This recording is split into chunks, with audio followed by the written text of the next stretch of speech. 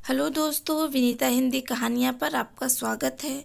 आज की कहानी का नाम है खजाने की खोज। एक गांव में एक रामलाल नाम का एक किसान अपनी पत्नी और 4 लड़कों के साथ रहता था। रामलाल खेतों में मेहनत करके अपने परिवार का पेट पालता था, लेकिन उसके चारों लड़के आलसी थे, जो गांव में वैसे ही इधर उधर घूमते रहते थे। एक दिन रामलाल ने अपनी पत्नी से कहा कि अभी तो मैं खेतों में काम कर रहा हूँ, लेकिन मेरे बाद इन लड़कों का क्या होगा? इन्होंने तो कभी मेहनत भी नहीं करी, ये तो कभी खेत में भी नहीं गए।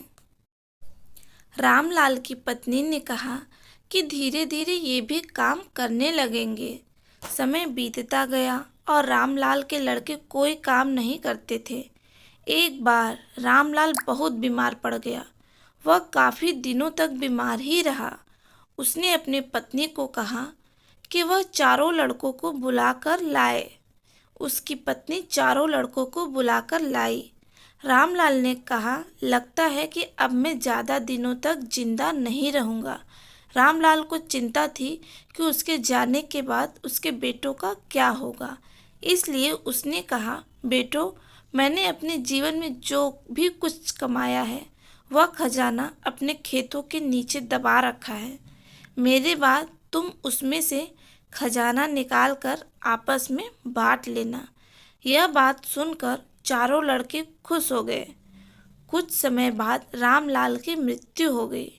रामलाल की मृत्यु के कुछ दिनों बाद उसके लड़के खेत में दबा खजाना निकालने गए।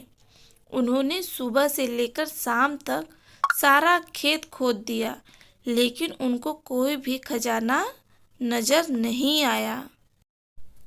लड़के घर आकर अपनी माँ से बोले, माँ, पिताजी ने हमसे झूठ बोला था। उस खेत में हमें कोई खजाना नहीं मिला। उसकी माँ ने बताया कि तुम्हारे पिताजी ने जीवन में यही घर और खेत ही कमाया है, लेकिन अब तुमने खेत खोद ही दिया है तो उसमें बीज बो दो। इसके बाद लड़कों ने बीज बोए और माँ के कहे अनुसार उसमें पानी देते गए।